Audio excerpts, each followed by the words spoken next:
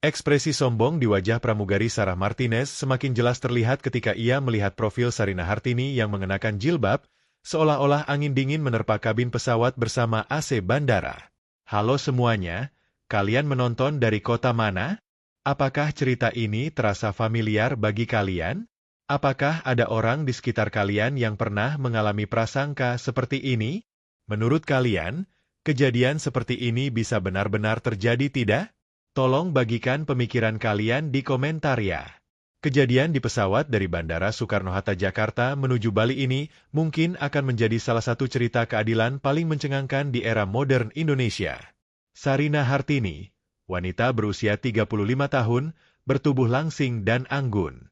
Mata coklatnya mencerminkan kedalaman cara pandangnya terhadap dunia, sementara blazer biru tua dan jilbab putih yang dikenakannya menunjukkan bahwa ia adalah seorang wanita yang religius sekaligus modern dalam dunia bisnis. Tas kulit di tangannya buatan Italia, namun bros burung Garuda kecil yang terpasang mengingatkan bahwa hatinya selalu berada di Indonesia. Pagi itu, ia terbangun dalam udara lembab Jakarta. Saat memandang atap-atap kota dari lantai 30 apartemennya, ia memikirkan betapa pentingnya hari ini. Sebagai pemilik Nusantara Airways, pertemuan dengan hotel-hotel di Bali untuk merayakan ulang tahun kelima perusahaannya sangatlah krusial. Namun kali ini, ia memilih naik pesawatnya sendiri sebagai penumpang biasa. Ia ingin melihat langsung bagaimana karyawannya melayani pelanggan. Ketika tiba di bandara, meskipun ia membeli tiket kelas utama, tempat duduk yang diberikan petugas check-in adalah di kelas ekonomi. Maaf, pasti ada kesalahan dalam sistem, kata Sarina dengan suara tenang. Petugas itu melihat layarnya lalu mengangkat bahu. Maaf Bu, pesawatnya penuh. Apakah kursi ini tidak apa-apa? Meskipun Sarina protes, petugas tersebut tidak menunjukkan upaya untuk memperbaiki situasi. Saat naik pesawat, ia disambut oleh pramugari Sarah Martinez. Sarah, berusia 28 tahun, berambut pirang, bermata biru, wanita Amerika. Ia datang ke Indonesia dari Los Angeles 3 tahun lalu, mencoba belajar bahasa namun belum sepenuhnya memahami budaya lokal. Lebih tepatnya, ia tidak mau memahami. Di matanya selalu terpancar perasaan superioritas, seolah-olah keberadaannya di sini adalah pengasingan sementara. Selamat pagi, kursi Anda 24F, kata Sarah tanpa melihat boarding pass di tangan Sarina. Suaranya dingin dan menjaga jarak. Saat Sarina merapikan jilbabnya, ia menyadari ekspresi meremehkan di mata Sarah. Sebenarnya saya punya tiket kelas utama, kata Sarina dengan sopan. Wajah Sarah menegang. Sistem menunjukkan seperti ini. Tolong menuju kursi Anda, penumpang lain sedang menunggu. Saat berjalan menuju kelas ekonomi, Sarina merasakan penumpang lain memandangnya. Beberapa dengan mata penuh empati, beberapa lainnya seolah menyetujui perilaku Sarah. Ketika duduk di kursinya, seorang pria tua di sebelahnya memberikan senyum penuh kasih sayang. Pramugari ini selalu begini, bisiknya. Terutama terhadap orang-orang yang terlihat seperti kita. Setelah pesawat lepas landas, pelayanan dimulai. Sarah dan pramugari lainnya memberikan perhatian khusus kepada penumpang kelas utama sambil menjaga jarak dengan penumpang kelas ekonomi. Ketika Sarina meminta air, Sarah memberinya gelas plastik kecil. Penumpang kelas utama mendapat gelas kaca. Bisakah saya mendapat gelas kaca? Tanya Sarina. Sarah mengerutkan alis. Untuk keamanan, kami hanya menggunakan plastik. Ini bohong karena saat itu juga, seorang penumpang kelas utama sedang dibawakan air dalam gelas kaca. Situasi semakin memburuk saat pelayanan makan. Sarah meletakkan nampan di hadapan Sarina dengan begitu keras, hingga sup di dalamnya tumpah. Maaf, katanya tapi suaranya sama sekali tidak menyesal. Saat Sarina melihat noda di kemejanya, Sarah tidak memberikan tisu dan malah pergi. Pria tua itu memberikan tisunya sendiri. Nak, wanita ini sepertinya sedang kesal hari ini. Jangan sedih ya. Melihat situasi semakin buruk, Sarina memutuskan menarik Sarah ke sudut. Di koridor sempit bagian belakang pesawat, ia mendekatinya. Bu Martinez, sepertinya Anda memiliki prasangka terhadap saya. Saya juga manusia seperti Anda dan berhak diperlakukan dengan hormat. Wajah Sarah memerah. Siapa kamu sampai bisa bilang bagaimana aku harus berperilaku? Teriaknya. Orang-orang seperti kamu banyak juga di negara kami. Selalu mengeluh. Kata-kata ini menusuk hati Sarina seperti panah. Orang-orang seperti saya? Tanyanya, rasa sakit jelas terdengar dalam suaranya. Sarah semakin marah. Ya, yang berjilbab, selalu menuntut hak, suka drama korban. Dengan kata-kata ini, ia mengangkat tangannya hendak menampar wajah Sarina. Tapi Sarina refleks menahan tangannya. Anda tidak boleh mencoba memukul saya. Saat itu, penumpang lain mendengar suara mereka dan ketegangan di kabin meningkat. Sarah terus berteriak. Wanita ini menyerang saya. Pilot membuka sistem komunikasi kabin. Para ibu, mohon tenang. Kalau tidak, petugas keamanan akan turun tangan. Air mata mulai mengalir dari mata Sarina. Sepanjang hidupnya, ia belum pernah mengalami penghinaan seperti ini. Di lingkungan sosial Jakarta, di dunia bisnis, semua orang menghormatinya. Tapi di sini, di pesawat perusahaannya sendiri, mendapat perlakuan seperti ini dari karyawannya sendiri benar-benar menyakitkan. Ketika pesawat mendarat di Bali, Sarah masih merasa dirinya benar. Saat penumpang turun dari pesawat, beberapa mendekati Sarina untuk memberikan dukungan. Bu, apa yang Anda alami sangat salah. Anda harus mengadukan ini, kata pria tua itu. Sarina mengangguk. Yakinlah, saya tidak akan diam menghadapi ketidakadilan. Keluar dari bandara, Sarina menelepon pengacaranya, Budi Santoso, dari buku teleponnya. Budi bekerja di salah satu firma hukum paling dihormati di Jakarta, seorang pengacara berpengalaman yang menghususkan diri pada hak asasi manusia. Bu Sarina, apa yang Anda alami ini termasuk diskriminasi dan percobaan penyerangan. Secara hukum, kami akan melindungi hak Anda sampai tuntas. Keesokan harinya, Sarina membagikan kejadian ini di media sosial. Meskipun tidak ada rekaman video, penumpang lain di pesawat membenarkan apa yang dialaminya. Dalam waktu singkat cerita ini viral. #keadilan untuk Sarina trending, ribuan orang mengirim pesan dukungan. Orang asing yang tinggal di Indonesia juga mengirim pesan permintaan maaf. Sarah Martinez malam itu menceritakan versi ceritanya di akun Instagram. Saya diserang oleh penumpang yang agresif. Sayangnya ini tantangan bekerja di negara ini, tulisnya. Tapi postingan ini berbalik menyerang dia. Orang-orang mulai mengungkap kebohongan Sarah. 3 hari kemudian, surat panggilan pengadilan sampai ke tangan Sarah. Sarina mengajukan gugatan ganti rugi material dan imaterial. Sekaligus, ia juga menuntut perusahaan penerbangan tempat Sarah bekerja untuk meninjau kembali pelatihan anti prasangka dan kode etik karyawan. Hari pengadilan tiba, Sarah menyewa pengacara untuk membela diri. Pengacara Amerika, Michael Johnson, mencoba meremehkan kejadian ini. Klien saya hanya mencoba melakukan pekerjaannya. Karena perbedaan bahasa dan budaya, terjadi kesalahpahaman. Tapi pengacara Sarina, Budi Santoso, sudah siap. Ia mempersembahkan rekaman kamera keamanan pesawat ke pengadilan. Perilaku diskriminatif Sarah terhadap Sarina terlihat jelas. Memberi gelas kaca kepada penumpang lain sambil memberi plastik kepada Sarina, perilaku sengaja saat pelayanan makan, dan yang paling penting, percobaan menamparnya. Di ruang sidang, wajah Sarah pucat. Saat menonton rekaman, ia menyadari betapa jeleknya perilakunya terlihat. Hakim Ida Bagus Putu Suryawan, seorang hakim berpengalaman yang pernah menangani kasus serupa. Bu Martinez, rekaman ini tidak sesuai dengan pembelaan Anda. Bisakah Anda menjelaskan? Sarah mulai terbata-bata. Saya hanya mencoba melakukan pekerjaan saya. Mungkin agak kesal tapi... Agak kesal? Tanya hakim. Dalam rekaman ini, Anda jelas melakukan diskriminasi dan akhirnya mencoba memukul penggugat. Sepanjang sidang, pengacara Sarah juga menyadari keseriusan situasi. Ia kesulitan membela kliennya karena bukti-buktinya jelas. Akhirnya, Sarah terpaksa meminta maaf di hadapan pengadilan. Bu, saya minta maaf atas perilaku saya. Saya salah. Tapi bagian paling mengejutkan dari cerita ini belum tiba. Di luar pengadilan, Pengacara Sarah, Michael Johnson, mendekati Sarina.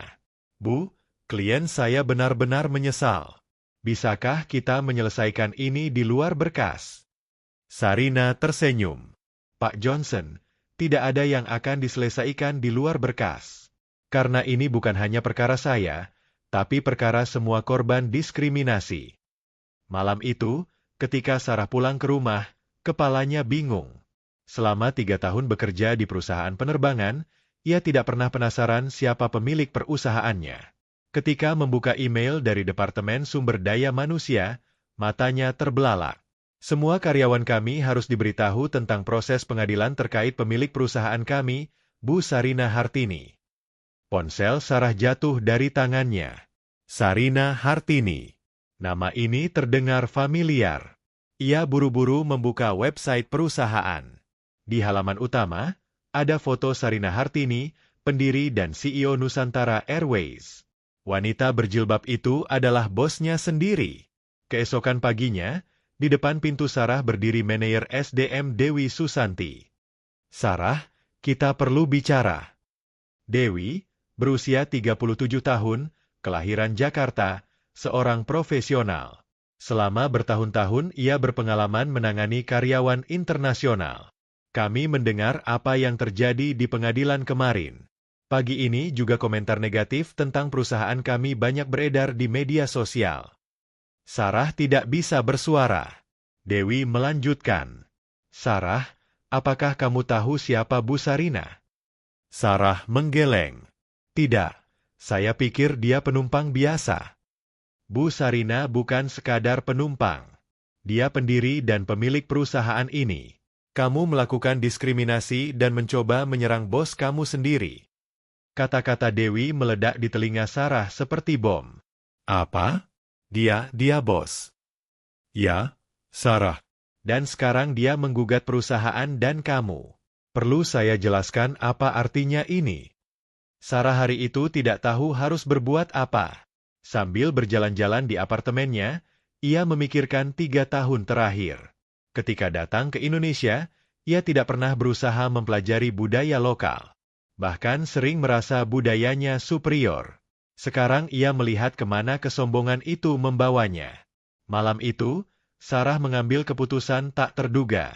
Ia pergi ke kantor Sarina.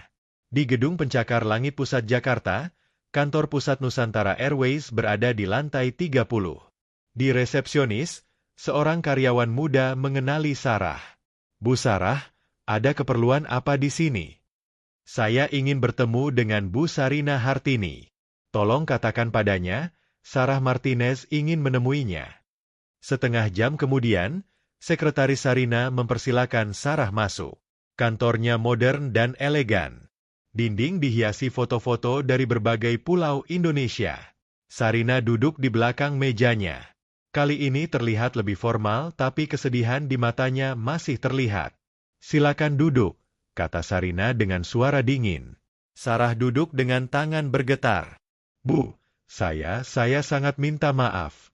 Kalau saya tahu siapa Anda. Sarina mengangkat tangan menyuruh Sarah diam. Stop. Kalau kamu tahu siapa aku, jadi diskriminasi bisa diterima kalau yang di hadapanmu penumpang biasa?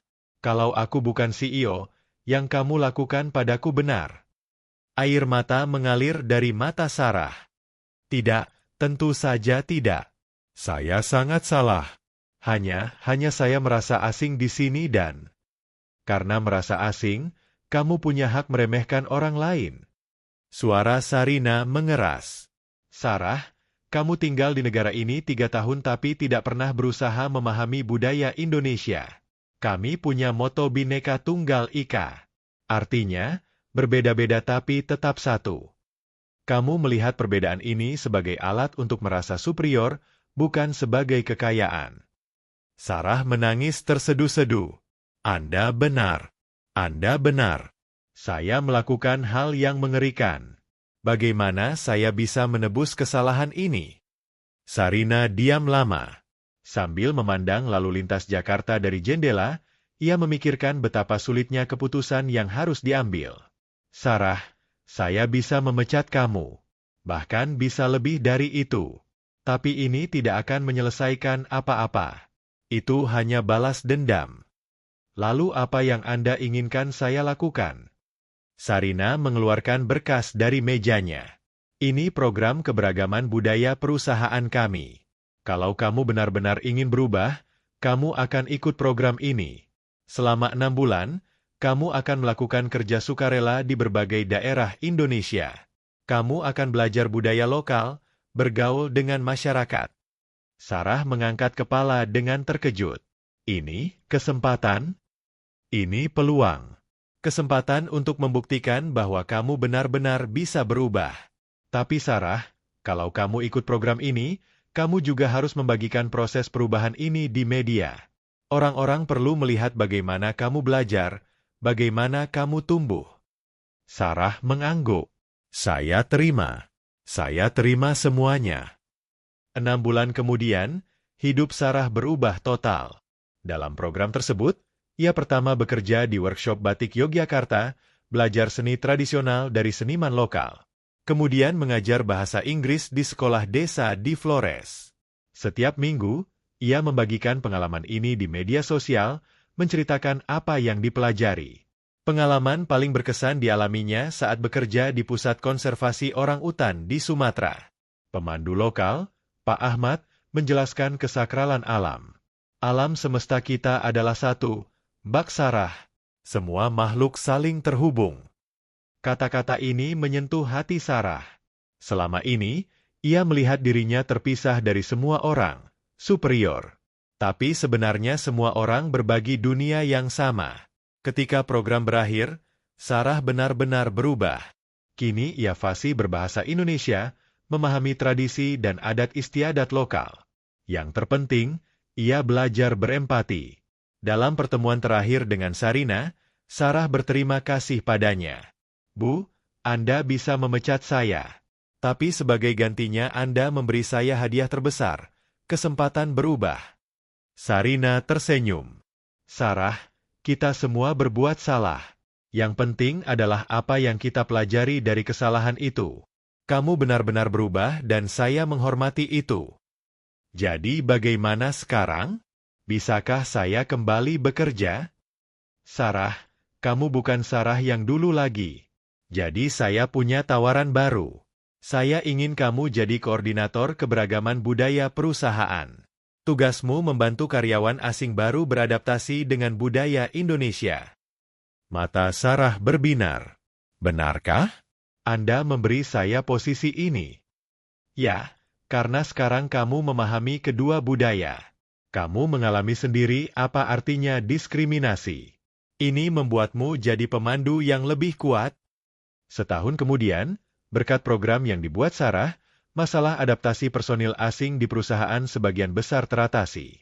Cerita Sarah menjadi contoh di kalangan ekspat yang bekerja di Indonesia. Contoh indah bagaimana belajar dari kesalahan dan berubah.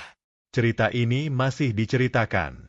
Sikap Sarina Hartini yang tidak diam menghadapi ketidakadilan, tapi juga tahu memaafkan dan memberi kesempatan kedua, memberikan dampak besar di masyarakat. Tidak lama kemudian muncul istilah efek Sarina di Indonesia. Istilah ini mengacu pada perjuangan melawan ketidakadilan sambil tetap menunjukkan belas kasihan. Sarah hingga kini masih bekerja di posisi itu. Ia menikah di Jakarta, beralih ke warganegaraan Indonesia. Ia mengajari anak-anaknya bahasa Inggris dan bahasa Indonesia. Setiap bulan Ramadan, ia berbuka puasa bersama tetangga. Saat Lebaran, ia mengunjungi keluarga Sarina. Bagian terindah dari cerita ini adalah dendam dan kebencian digantikan pemahaman dan persaudaraan. Di akun media sosial Sarina, setiap tahun ketika ia membagikan cerita ini, ribuan orang menggunakan hashtag perubahan mungkin untuk menceritakan kisah transformasi mereka sendiri. Bulan lalu, saya bertemu dua wanita di bandara yang menceritakan kisah ini. Yang satu berkata pada yang lain, inilah keadilan sejati. Bukan membalas dendam, tapi mengubah. Mendengar kata-kata ini, hati saya tersentuh. Karena keputusan Sarina hari itu tidak hanya mengubah satu orang, tapi mengubah sudut pandang masyarakat. Apakah kejadian ini bisa benar-benar terjadi? Menurut kalian, bisakah orang benar-benar berubah sedrastis ini? Apakah cerita ini familiar bagi kalian? Tolong bagikan pemikiran kalian di komentar. Mungkin kalian juga punya pengalaman serupa. Program transformasi yang dimulai Sarah kemudian menjadi model untuk perusahaan lain. Banyak perusahaan multinasional di Indonesia mulai mengadopsi pendekatan serupa. Tidak hanya memberikan hukuman, tapi juga memberikan kesempatan pembelajaran dan transformasi nyata. Yang membuat cerita ini semakin menarik adalah dampak jangka panjangnya. Sarah tidak hanya berubah secara personal, tapi juga menjadi agen perubahan untuk orang lain. Dalam 5 tahun terakhir, lebih dari 200 karyawan asing telah mengikuti program yang dirancangnya. Tingkat kepuasan kerja mereka meningkat drastis, dan kasus diskriminasi di perusahaan menurun hingga hampir nol. Sarina sendiri menjadi pembicara di berbagai konferensi internasional tentang manajemen keberagaman. Ceritanya menjadi studi kasus di sekolah bisnis ternama. Namun ia selalu menekankan bahwa keberhasilannya bukan karena ia jenius atau istimewa, tapi karena ia memilih jalan yang lebih sulit, jalan transformasi daripada destruksi. Mudah sekali menghancurkan seseorang yang telah menyakiti kita, katanya dalam salah satu pidato. Yang sulit adalah membantu mereka menjadi versi terbaik dari diri mereka. Tapi pilihan kedua inilah yang mengubah dunia. Sarah juga sering diundang sebagai pembicara. Ia berbagi pengalamannya dengan jujur, tidak menyembunyikan betapa buruknya dirinya dulu. Saya bukan orang baik yang tiba-tiba menjadi lebih baik, katanya. Saya orang buruk yang diberi kesempatan untuk belajar menjadi baik. Perbedaannya sangat penting untuk dipahami. Transformasinya tidak terjadi dalam semalam. Ada momen-momen sulit ketika ia hampir menyerah. Terutama dalam minggu pertama di Yogyakarta, ketika ia harus belajar membatik dari nol. Jari-jarinya terus terluka, motifnya selalu salah. Para pengrajin lokal yang mengajarkannya awalnya skeptis. "Bak Sarah ini bisa tidak ya?" bisik salah satu pengrajin pada temannya. Tapi Bu Sari, pengrajin senior yang berusia 60 tahun, memberikan perspektif berbeda. "Lihatlah matanya. Ada keinginan tulus untuk belajar. Kita bantu dia." Dan memang benar. Setelah 3 minggu, Sarah mulai bisa membuat motif sederhana. Ketika batik pertamanya selesai, ia menangis. Bukan karena bangga, tapi karena menyadari betapa dalam dan rumitnya budaya yang selama ini ia remehkan. "Satu kain batik ini butuh waktu berminggu-minggu," tulisnya di media sosial saat itu. "Saya dulu pikir budaya Indonesia itu simpel. Ternyata saya yang simpel. Budaya di sini jauh lebih kaya dan kompleks dari yang pernah saya bayangkan." Post tersebut mendapat ribuan komentar. Banyak yang mengapresiasi kejujurannya. Tapi ada juga yang skeptis. "Akting aja ini, pasti disuruh perusahaan," tulis salah satu komentar. Sarah tidak marah. Ia membalas dengan tenang, "Saya mengerti skeptisme Anda. Saya juga akan skeptis kalau melihat orang seperti saya dulu. Yang bisa saya lakukan hanya konsisten menunjukkan perubahan nyata." Konsistensi itulah yang akhirnya meyakinkan banyak orang. Bulan demi bulan, Sarah terus berbagi perjalanannya tanpa pernah terlihat memaksakan atau artificial. Bahkan ketika menghadapi momen sulit, ia tetap jujur. Seperti saat di Flores, ketika ia mengajar di sekolah dasar. Anak-anak di sana awalnya takut padanya karena beda penampilan. Sarah merasa frustasi dan hampir menyerah. "Mungkin saya memang tidak cocok dengan anak-anak," katanya pada kepala sekolah Pak Yosep, kepala sekolah yang sudah berusia 50 tahun, tersenyum bijak. "Bu Sarah, anak-anak itu tidak takut pada penampilan Anda. Mereka takut pada jarak yang Anda ciptakan. Cobalah lebih dekat, lebih hangat." Nasihat itu mengubah pendekatan Sarah. Alih-alih berdiri di depan kelas dengan formal, ia mulai duduk di lantai bersama anak-anak. Alih-alih menggunakan bahasa Inggris standar, ia mencoba menggunakan kata-kata sederhana yang mereka pahami. Perlahan, barier mulai runtuh. Anak-anak mulai tertawa ketika ia salah mengucapkan kata dalam bahasa Indonesia. Mereka mulai mengajarkannya lagu-lagu daerah. Sarah mulai memahami bahwa pendidikan bukan tentang transfer pengetahuan dari atas ke bawah, tapi tentang pertukaran yang saling memperkaya. "Hari ini anak-anak mengajari saya lagu Manuk Dadali. tulisnya. Suara mereka yang polos menyanyikan lagu tentang burung yang bebas terbang membuat saya menangis. Saya menyadari betapa terperangkapnya saya selama ini dalam prasangka dan arogansi. Video Sarah belajar lagu dari anak-anak itu menjadi viral. Bukan karena sensasional, tapi karena menunjukkan momen transformasi yang autentik. Orang-orang bisa merasakan ketulusan di dalamnya. Momen paling transformatif terjadi saat ia berada di Sumatera. Sarah bekerja di pusat rehabilitasi orang utan, membantu merawat bayi-bayi orang utan yang kehilangan induknya karena deforestasi. Pertama kali melihat mata sedih seekor bayi orang utan, Sarah merasakan sesuatu yang belum pernah ia rasakan sebelumnya, tanggung jawab universal. Mata mereka seperti cermin, tulisnya. Saya melihat akibat dari sikap tidak peduli manusia terhadap alam. Saya melihat bahwa setiap tindakan kita punya konsekuensi yang lebih luas dari yang kita bayangkan. Pak Ahmad, koordinator program konservasi, melihat perubahan dalam diri Sarah. Bak Sarah sudah mulai paham bahwa kita semua terhubung, katanya suatu hari saat mereka sedang membersihkan kandang. Tidak ada kami dan mereka. Yang ada hanya kita. Insight inilah yang kemudian menjadi fondasi filosofi Sarah dalam pekerjaannya sebagai koordinator keberagaman budaya. Ia tidak lagi melihat tugasnya sebagai membantu orang asing beradaptasi dengan budaya Indonesia, tapi sebagai memfasilitasi terciptanya budaya baru yang merangkul semua orang. Program yang dirancangnya tidak hanya mengajarkan budaya Indonesia kepada karyawan asing, tapi juga mengajarkan karyawan Indonesia untuk lebih terbuka terhadap perspektif global. Ia menciptakan forum dialog dua arah, workshop kolaboratif, dan proyek-proyek sosial yang melibatkan semua pihak. Salah satu program paling sukses adalah Buddy System yang dipasangkannya. Setiap karyawan asing dipasangkan dengan karyawan Indonesia, bukan hanya untuk orientasi kerja, tapi untuk saling belajar budaya. Hasilnya mengejutkan. Tidak hanya karyawan asing yang belajar budaya Indonesia, tapi karyawan Indonesia juga memperluas wawasan internasional mereka. Maya, seorang karyawan dari divisi keuangan, awalnya skeptis dengan program ini. Kok saya harus jadi guru budaya? Saya kan bukan antropolog, protesnya. Tapi setelah dipasangkan dengan James, seorang analis dari Kanada, perspektifnya berubah. Ternyata saya belajar banyak tentang cara kerja internasional dari James. Sebaliknya, James jadi paham kenapa kami sering diskusi panjang sebelum ambil keputusan. Dia bilang itu wisdom, bukan inefisiensi. Program lain yang revolusioner adalah Cultural Immersion Day. 1 hari dalam sebulan, semua karyawan, baik lokal maupun asing, harus mengalami budaya yang berbeda dari biasanya. Karyawan Indonesia harus menghabiskan hari dengan perspektif internasional, sementara karyawan asing harus menjalani hari dengan cara Indonesia sepenuhnya.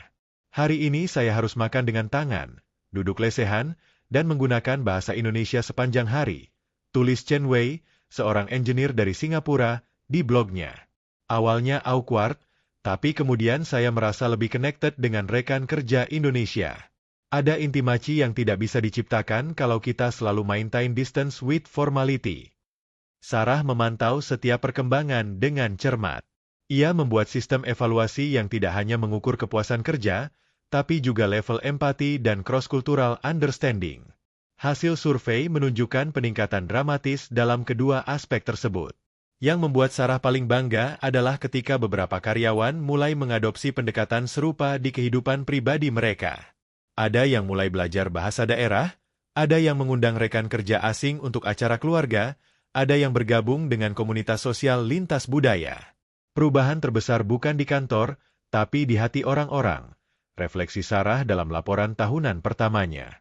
Ketika seseorang mulai melihat perbedaan sebagai gift bukan threat, everything changes. Tapi perjalanan Sarah tidak selalu mulus. Ada momen-momen ketika ia hampir kembali ke pola lama. Terutama saat menghadapi kritik tajam dari beberapa media internasional yang menganggap transformasinya hanya sebuah PR stunt. Sarah Martinez, from Ratchis Flight Attendant to Diversity Expert, is this real change or just good marketing? Tulis sebuah artikel di majalah bisnis Amerika. Artikel itu merinci inkonsistensi-inkonsistensi kecil dalam pernyataan Sarah, mempertanyakan motif asli di balik transformasinya.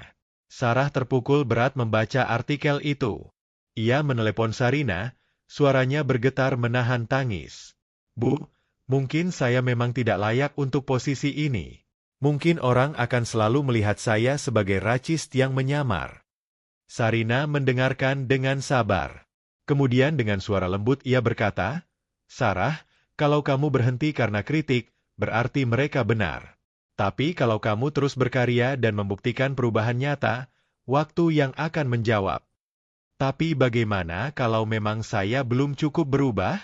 Bagaimana kalau deep down saya masih orang yang sama? Sarah, perubahan itu bukan destination, tapi journey. Yang penting bukan sempurna atau tidak, tapi committed atau tidak untuk terus tumbuh. Saya tidak mengangkat kamu karena kamu sudah perfect. Saya mengangkat kamu karena kamu punya courage untuk berubah dan wisdom yang datang dari pengalaman kelam." Percakapan itu menjadi turning point bagi Sarah. Alih-alih defensif terhadap kritik, ia mulai menggunakannya sebagai bahan refleksi. Ia bahkan menulis sebuah blog post yang sangat vulnerable, "Yes, I'm still learning to be better." "Kritikus saya benar," tulisnya.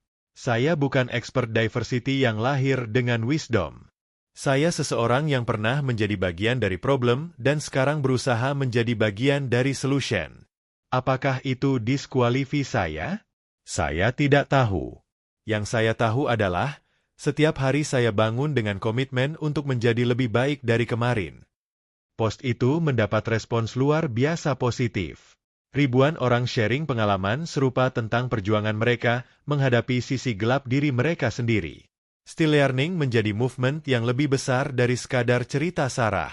Dr. Amelia Richardson, seorang psikolog dari Harvard yang meneliti transformation psychology, mengomentari fenomena Sarah, "What we see here is not just personal change, but modeling of growth mindset for society. Sarah shows that identity is not fixed, that people can fundamentally change if they commit to the process." Penelitian Dr. Richardson kemudian menjadi dasar untuk beberapa program corporate transformation di perusahaan-perusahaan lain.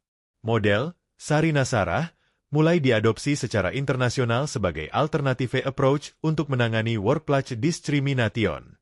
Namun dampak paling mendalam mungkin terjadi pada level yang lebih personal. Banyak orang yang terinspirasi untuk merefleksi prasangka mereka sendiri dan mengambil langkah konkret untuk berubah. Rico, seorang mahasiswa di Bandung, menulis email panjang ke Sarah, "Mbak, cerita Mbak Sarah buat saya sadar bahwa saya juga punya prasangka terhadap teman-teman dari Papua. Saya mulai aktif di komunitas mahasiswa Papua di kampus. Ternyata mereka amazing people. Saya malu dengan diri saya yang dulu." Lisa, seorang eksekutif di Singapura, "Sarah, your story made me realize my unconscious bias toward Indonesian domestic workers. I started learning bahasa Indonesia and getting to know them as individuals, not just the help. My whole household dynamic changed." Sarah menyimpan semua email ini dengan cermat. "Ini treasure saya," katanya pada Sarina suatu hari.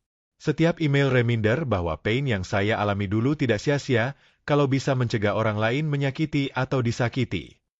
5 tahun setelah insiden di pesawat, Sarah sudah menjadi figur yang dikenal secara internasional. Ia sering diundang ke berbagai negara untuk berbagi pengalamannya. Tapi yang paling membanggakan baginya adalah ketika ia kembali ke Amerika untuk mengunjungi keluarganya. Ayahnya, yang awalnya tidak mengerti mengapa Sarah memilih tinggal di Indonesia, kini bangga dengan transformasi putrinya. "Idite raise you to be racist," katanya saat Sarah menceritakan kisah lengkapnya. "But I'm proud that you found the strength to change when you realized who you had become." Ibunya, yang selama ini khawatir Sarah terlalu jauh dari home, kini mengatakan sesuatu yang mengejutkan, "You found your true home, honey. Not a geographical place, but a state of being where you can be your best self." Sarah menangis mendengar kata-kata ibunya. "Ma, I finally understand what home means. It's not about comfort zone. It's about becoming who you're meant to be." Ketika Sarah kembali ke Jakarta, ia membawa perspektif baru tentang konsep home dan belonging. Ia menyadari bahwa identitas seseorang tidak terbatas pada tempat lahir atau kewarganegaraan, tapi pada nilai-nilai yang dianut dan kontribusi yang diberikan. Insight ini mempengaruhi evolusi programnya di Nusantara Airways. Ia mulai mengembangkan konsep Global Indonesian dan Indonesian Global. Ide bahwa seseorang bisa menjadi Indonesia secara nilai tanpa harus lahir di Indonesia, dan seseorang bisa menjadi global tanpa harus meninggalkan akar Indonesia. We're not trying to make foreigners become Indonesian or make Indonesians become Western, jelasnya dalam presentasi di Jakarta International Business Forum. We're trying to create a new identity, global citizens with local wisdom. Konsep ini mendapat apresiasi luar biasa. Bahkan pemerintah Indonesia mulai mengadopsi beberapa aspek dari program Sarah untuk diplomatic cultural exchange program mereka. Sarina, yang awalnya hanya ingin memberikan pelajaran pada Sarah, kini merasa bangga melihat dampak yang jauh lebih besar dari yang pernah ia bayangkan. Sometimes the best way to change the world is by changing one person completely, rather than changing everyone slickly, refleksinya. Hubungan antara Sarina dan Sarah juga berkembang menjadi lebih dari sekadar boss-employee. Mereka menjadi partners in creating positive change. Sarina sering berkonsultasi dengan Sarah tentang strategi internasional perusahaan, sementara Sarah mendapat guidance dari Sarina tentang leadership dan vision.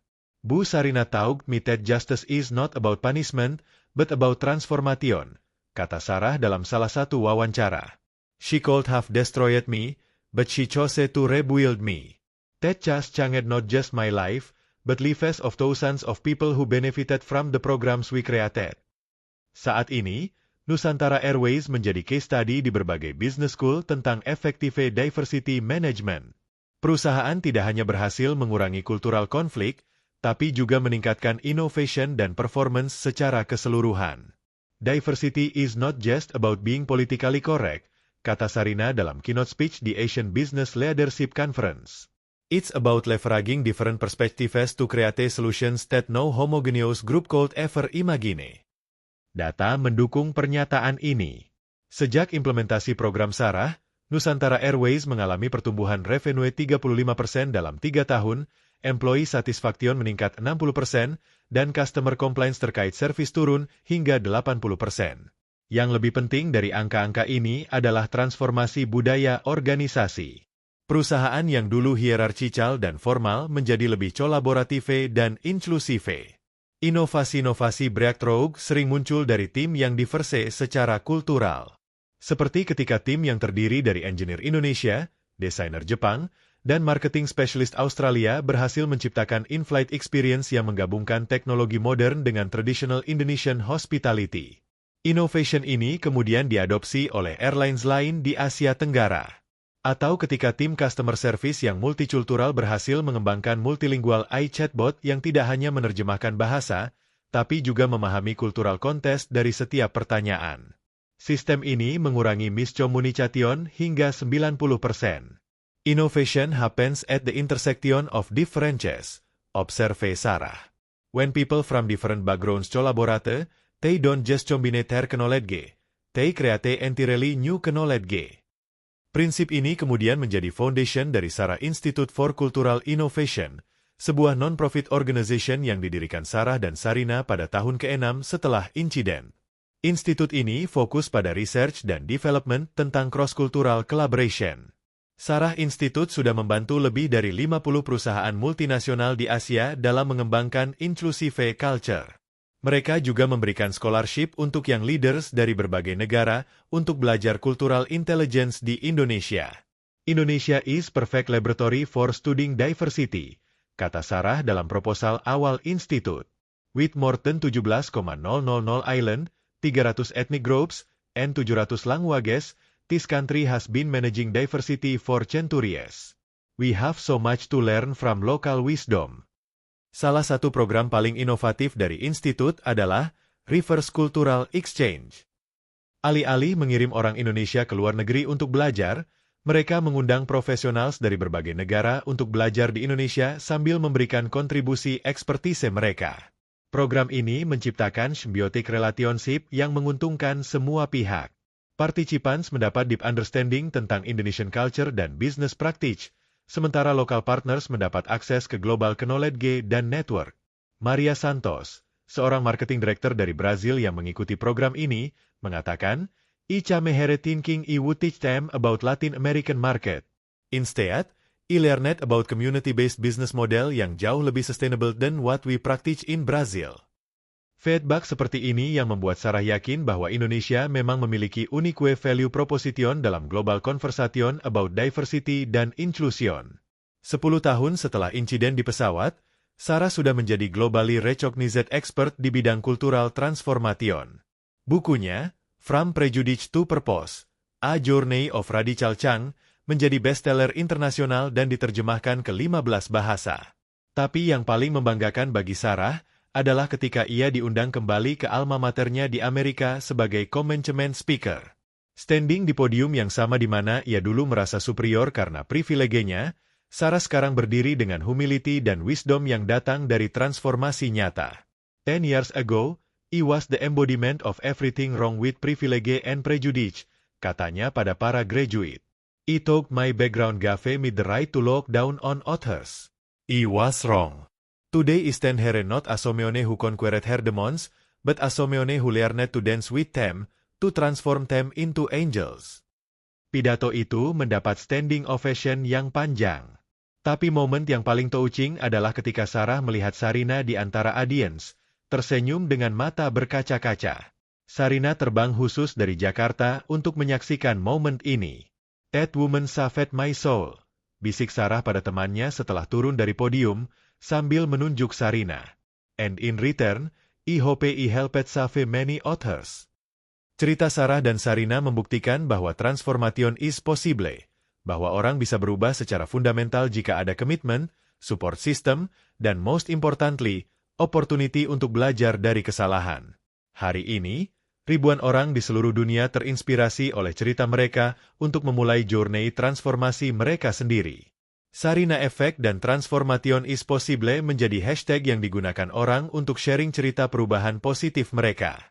Yang membuat cerita ini semakin powerful adalah authentic documentation dari entire process. Sarah dan Sarina tidak pernah menyembunyikan struggle, doubt, atau setback yang mereka alami.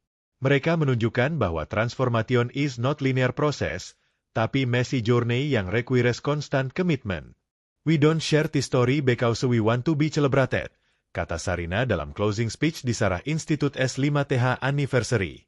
We share it because we want people to know that change is possible. That justice can be restorative rather than punitive.